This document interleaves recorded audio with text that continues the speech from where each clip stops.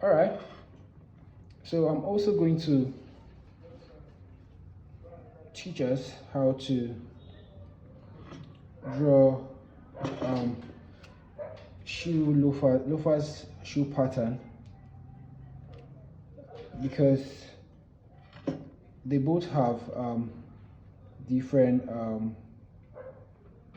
techniques in drafting.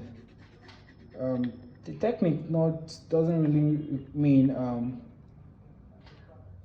in this aspect of the act, but in other steps like pivoting. In pivoting a loafers, a and sorry, in pivoting an Oxford, it's different in pivoting a loafers. All right, so I'm just going to draw